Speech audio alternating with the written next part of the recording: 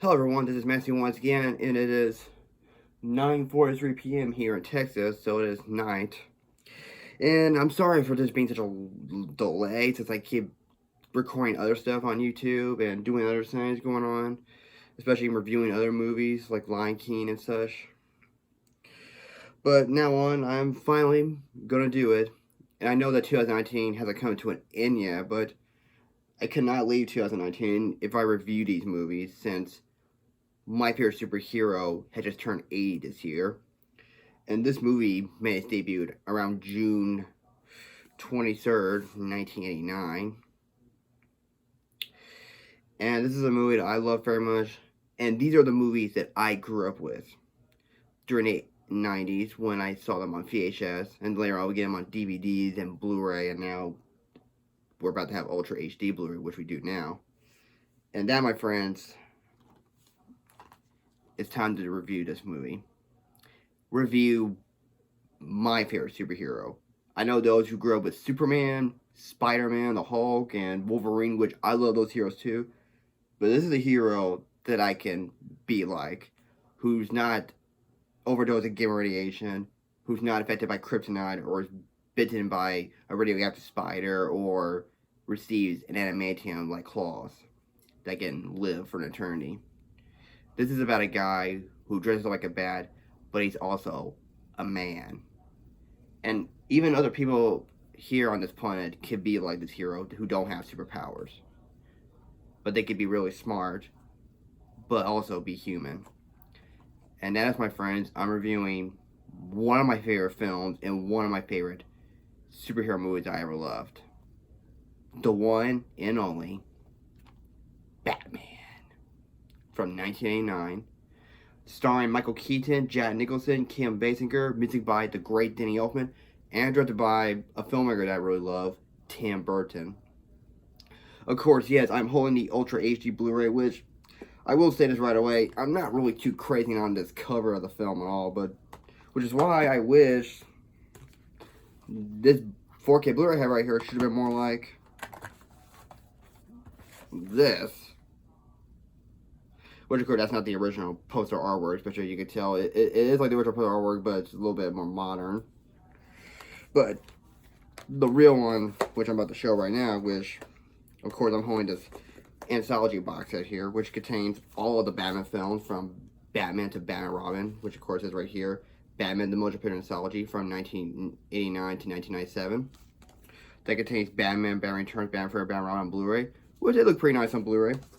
But the first one I got was only on DVD, which, of course, during the beginning, I grew up with those films on VHS. Watched them so much. Alright, but here it is.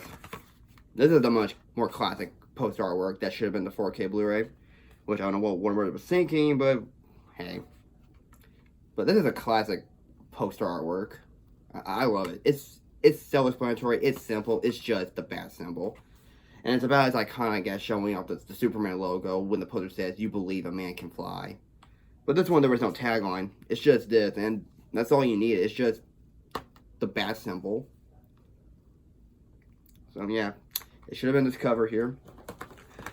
And, of course, I got the old DVD box set, which I got from Best Buy, I believe, which, of course, that also comes with when I got Mask and the Phantasm on DVD.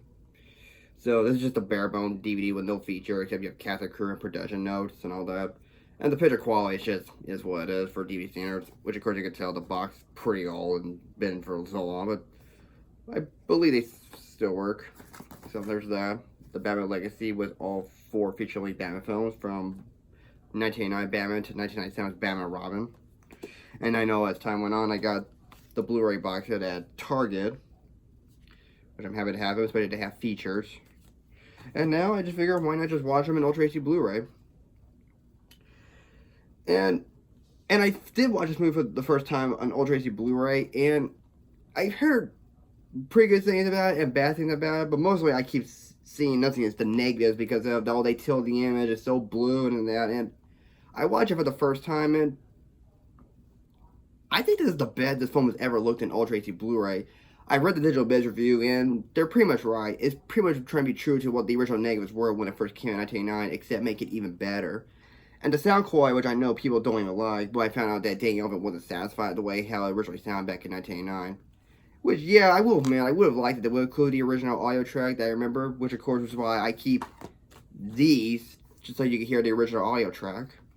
Just for nostalgic sake, especially how classic they are. But the new sounds, of course, they really don't bother me. They're not around the same level as, like the 5.1 remix track for Duel or the Terminator when James Cameron did for the Blu-ray and DVD, which I prefer the mono track, which I know the Terminator one they did just to make it sound like from Terminator 2, but I don't think it needed to be. But this one, of course, I don't think they really distract me. But of course, if you listen to the audio carefully, you can barely hear the original track. You know if it's fainted, but they didn't just got rid of everything. And also, I really do like that blue look, which it pretty much like it kind of fits the world of Tim Burton, which is about Batman Returns, which I'll get to, but I really love this look, and I think this is the best image quality that Batman's ever looked, and probably tops this, which I enjoyed this one too, just how normal it is, but this is true to the way what Tim Burton originally intended it. But if you don't believe Tim Burton, then I guess maybe, well, I never met the guy, you just probably need to ask him, but hey, maybe he will be satisfied with this new look of remastered quality for Batman in Ultra HD. So, don't need to say more about it, but if you're not a fan, that's fine. But to me, I love it. With the use of HDR, it made it look really, really good. And I could watch this version all day and night long, just how beautiful the transfer looks in Ultra HD. And Blu-ray.com actually gave this a 5 out of 5, and yeah, I would give this a 5 out of 5. So, but hey, to each their own. So, love the transfer. And of course, yes, I need to show you off the soundtracks I have. I own this one, which is not the complete track. It only contains like 21 tracks, which I have. And of course, I got this from La La Land Records, which is more like the complete score. Happy to have it. I thought La La Land Records did a good job with this track. Of course, it's a 2-disc, which of course I got the same one for Batman Forever, but I don't have one for Batman Returns. So, but love the score. Definitely want to dang out with bad scores. And of course, yes, I do have some comic books, but pretty much more like trade paperbacks. And of course, I do have some graphic novels right here, which I'd like to show y'all just like how much of a fan I am. This Killing Joke, Dark Knight Returns, and Batman Year One, which of course these three will become direct-to-video anime movies as well, and they were pretty good. But anyway, I have a lot of history with this film, and I watched it so much as a kid, and I never got really tired of it. Which to me, this movie is pretty much, I would say, timeless. Which I dare say it is a timeless superhero movie. And before I continue on, I really need to get the backstory on my way. Of course, yes, I did grew up watching the 60s Batman TV show when they did a rerun of it on TV Land, and do have the Blu-ray box set and did a special inside look for it. I don't have the 60s movie on Blu-ray, but I have it on DVD, but one day I will. And I grew up with the animals. The show when it's on TV Land. That's where I grew up with the Christopher Nolan ones, and I saw Batman to Donald Justice, Lego Batman movie, and so on. As well as the anime series, which I loved. But anyway, let's talk about how this Batman film came to be. How did it all start, and why make this a dark and serious approach to the character? Well, the character itself was created by Bob Kane of Bill Finger, which first made its debut in 1939, the same year when The Wizard of Oz came out. Which those two things I really love. The Wizard of Oz and Batman in 1939. It was like the golden age of movies, and then later on it'll become like the golden age of comic books. So, after the 60s Batman got canceled, of course, the 70s was trying to get Batman back on track the way he was meant to be, but until things took a more serious approach with the character, which we enter Frank Miller, who gave us Batman Year One, which I really loved. And then, of course, you do have The Dark Knight Returns, especially how dark it is, how violent it is, and of course, yeah, it was really something back then that Batman was taking a more serious approach to it, just to make it the way he was meant to be as he first debuted in 1939, the way how both Bob Kane and Bill Finger envisioned him. And especially, of course, you do have the famous Killing Joke storyline, and especially if you look closely, there's a critic right here. I love the Killing Joke.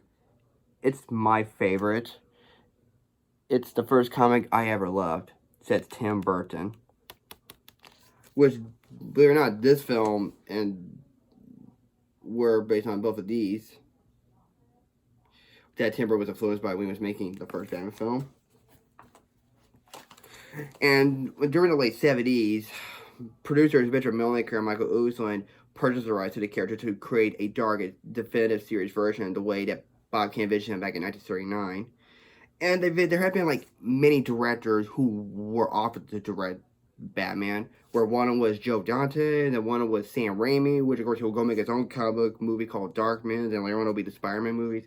And one of them was like director Ivan Reitman, I believe. But they finally settled with one director here, as during the 80s when Superman was about to go downhill, starting off with Superman 3 and 4. Tom Mankiewicz actually did wrote a draft for Batman, but when War was read, it was so dark. We thought it was gonna be like Superman, but he starts comparing the two of them. Tom Mankiewicz says that like Superman was the one who's like bright and bold and who brings a sign of hope, where Batman is Bruce Wayne, who's just like a bad and he goes out fighting crime and fights judges in his own way, and always hides in the shadows. And they've been searching for many directors, and finally this one filmmaker entered the picture. His name was Tim Burton, who was well known for making films like Pee-wee's Big Adventure and Beetlejuice. And they were like, let's see what this guy's got. But then when Pee-wee's Big Adventure Beetlejuice came around, Tim Burton was given a go, and he was able to make Batman the way he envisioned it, especially to make Batman the way he was in the comics, so he could escape the shadows from the 60s. And for what he did with that film, he really nailed the character the way Batman is. Especially he's an outcast, and he's always hides in the shadows, and he fights in his own way, and does what he does best when he's going out as a bat. And while Tim Burton was finally assigned on as director here, there's been many actors who were offered to play the part. Like one of them was like Pierce Brosnan, Mel Gibson, and Harrison Ford, and Kevin Costner. And then finally, of course, one of what they wanted was Bill Murray to play Batman, which I'm not sure how well he could do, which I know later on he'll go on to do some serious drama films. But until when John Peters and Peter Gilbert saw Beetlejuice and Tim Burton directed, they realized Bill Murray wasn't the one they were after. So they were on what Tim Burton wanted. He wanted Michael Keaton to play Batman. Michael Keaton was cast. Which, of course, yes, it gained a lot of controversy, a lot of negative reports by fans. They're like, oh no, this is going to be like the 60s Batman show. And when we think of Michael Keaton, we think of him as Mr. Mom. So, yeah, no one was really happy about it. But of course, for the casting of the Joker, which of course in this version, he has an identity named Jack Napier, and there were other actors who were up for the part, like Robert Williams, Tim Curry, and David Bowie. But finally, they settled with an actor that I really love, Jack Nicholson, who is well known for "Here's Johnny" for The Shining, which I'm going to review that when we enter October for the month of horror films. So, in order to settle with the backlash that people had with Michael Keaton for being cast in this role, the studios had to rush a teaser trailer in order to ensure people that they're not making this like the 60s show. But when the teaser trailer was shown on the big screen, it was a hit. They loved it, and it built with great anticipation that this is going to be a great movie. Of course, you had the film premiere on June 19, but had a wide release on June 23rd, 1989, which received some criticism for the film being too dark, but it got a lot of positive reviews. It just earned $251.3 million at the box office by grossing its $35 million budget. And of course, this film right here was able to win an Academy Award for Best Art Direction for the works of Anton Furst, as well as set decorator Peter Young, which I'll get to about Gotham City. And of course, the film that says will be inspired by is equally successful by creating the well-known Power TV show of the 90s, Batman the Animated Series, and influence for his modern marketing of developing the techniques of the superhero genre. So, well, what can I say about Batman? I mean, I quote this movie a lot, and I know every line in the movie, especially from Batman, the Joker, and so on. Check this out. He must have been king of the wicked people. If I may say so, quite special. Perhaps you should be telling me the truth. And you won't return my phone calls. You're just a kind of jerk. Look, you're nice. And a lady like you a lot, but for right now, shut up. There's something I have to tell you. Tell me something, my friend. Ever dance with the devil by the pale moonlight? What? I asked it all my brain. I just like the sound of it. There comes a man from a bar. Joker here, the big Dougaroo. Me in one corner, then the other corner. The man who has brought real terror in Gotham City, Batman. Did you hear me? Just the two of us, mano y mano. I have taken off my makeup. Let's see if you can take off yours. You want to handle a guy with glasses, how about you? Huh?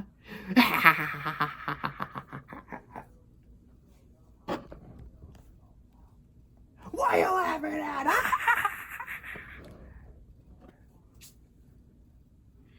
And yes, of course, let's not forget the most awesome entrance ever. Don't kill me, man. I'm not gonna kill you. I want you to do me a favor. I want to tell you all your friends about me. What are you? I'm Batman. Such a great way to introduce Michael Keaton as Batman, just like that. He's fighting, he's mysterious, he's intimidating. You really buy that Michael Keaton is Batman. And yes, I know that he doesn't have the playboy billionaire as he does in the comics here, but the way he's portrayed his film, it works. He's awkward, he just doesn't know how to live a normal life here, he just lives in his old world and all, but hey, for his intro to Bruce Wayne, he was really good, and I do enjoy the scene where he's trying to talk to Vicky Vale about when he's a Batman, but he couldn't get the words out, but he actually gave a pretty good interpretation for what he can for Bruce Wayne. But as Batman, he was awesome, and he had the right voice, the right tone, and especially when he's not talking, you really do take him seriously. Which, of course, he put all the haters saying that I'm going to make a great Batman. And he is, and he definitely pulled his role really well. And it's one of his best ones he's ever done, and definitely one of my favorites he's ever done. When you look at Michael Keaton, you're going to say, that's Batman. That's Batman. The same thing about Jack Nicholson, which I'll get to the Dark Knight as well, but Jack Nicholson is also fantastic as a Joker, and you can't take your eyes off him. And especially I'm going to review The Shining sometime in October, which that's one of my reviews I want to do. He really, really is iconic in it. Especially, of course, Bob, remember, you are my number one guy. I'm glad you're dead. Jack is dead, my friend. You can call me Joker. And as you can see, I'm a lot happier. And Kim Basinger, of course, she was really good as Vicky Vale. I mean, yeah, sure, yeah, she does screams, but she was really good too. The casting is all great. And Daniel's music, it's iconic. You can't get that music out of your head, especially and the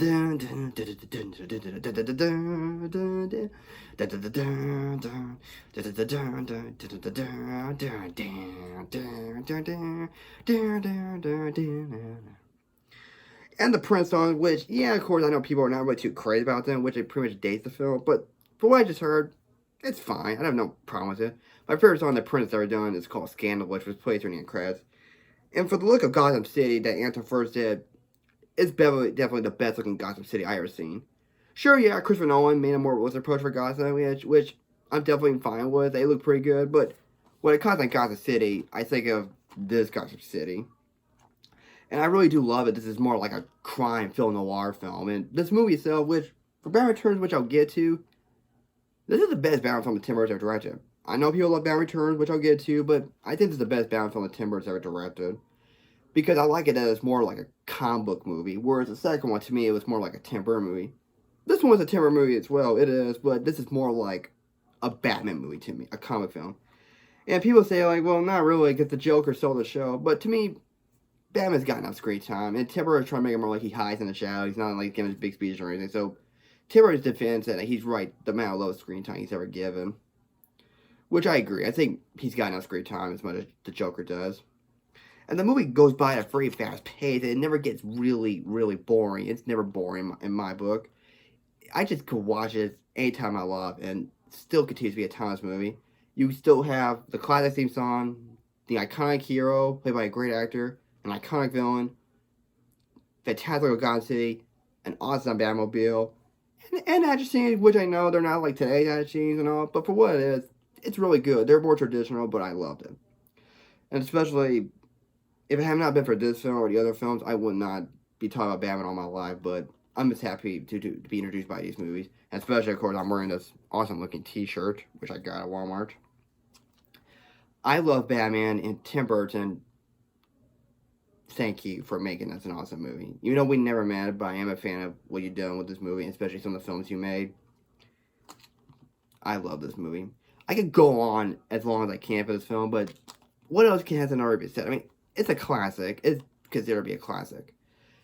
A great score, good action scenes, good effects, especially for practical stuff. The art direction is phenomenal for the look of Gotham City. The casting is great. Nicholson is perfect. And Keaton is perfect. And Tim Burton is perfect. And the story, for what it is, I think it's really good too. And it doesn't tell much of the origin of Batman, but for what it is, it's perfectly fine. And all you need, of course, which of course you want more a deeper exploration of the character of Batman, then Batman Begins is probably the way to go. Of course, yes, I can't forget about that I know people were not liking the idea about the Joker being Batman's parents being killed, which I have no problem with that. You know, I didn't grow up with comics when I was a kid because I moved to grow up with the movies until everyone actually do learn more about the comics. Which, of course, the Batman Begins, they're able to get that right. And also, of course, I know people make fun of is that was the scene where Vicky Vale enters the Batcave. Well, Bruce Wayne tried to explain that he was going to be Batman to tell her the truth, but fortunately, Joker came and ruined it. He gets shot. When Vicky Vale turns, he disappears, and now she realizes, oh, so you are Batman. So she already knew, and she could figure it out. I mean, she's not really that dumb of a character. If she was dumb, then why did she enter in the first place? So she could put the pieces together all by her head. So it doesn't really make her a bad character. And Kim Basinger, I thought she played the role really well. So yeah, that's all I can say about those scenes. So if you haven't seen this movie, then what are you waiting for? Check it out. They're not as campy as you think they are. They're still as dark and serious as they are, just like what the Nolan Batman films were. If you want to talk about campy Batman films, well, just watch the 60s TV show or watch the Joe Schumacher films, which I'll get to. But nevertheless, all in all, I love Batman, and this movie will always have a special place in my heart, and it's definitely one of my favorite Batman films I ever love, next to Mask of the Phantasm and Christopher Nolan's trilogy. And in my book, Tim Burton's Batman from 1989 gets an A+.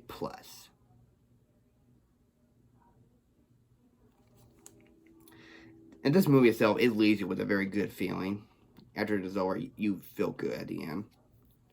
And I really do. So, love Batman, and will always continue loving this movie. It will never leave. It belongs right here, man. It belongs right here.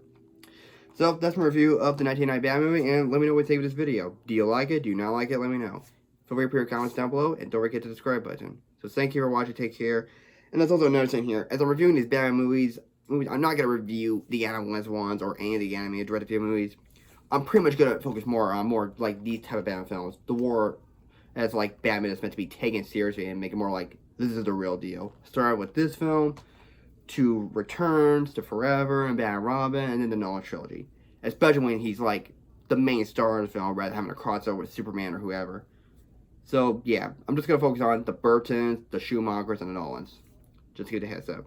So, now I review Batman, which is a classic movie, and people were happy to see Batman on the big screen, and they're excited to see the next one until things got pretty far-fetched, especially if this film had a tie-in with McDonald's.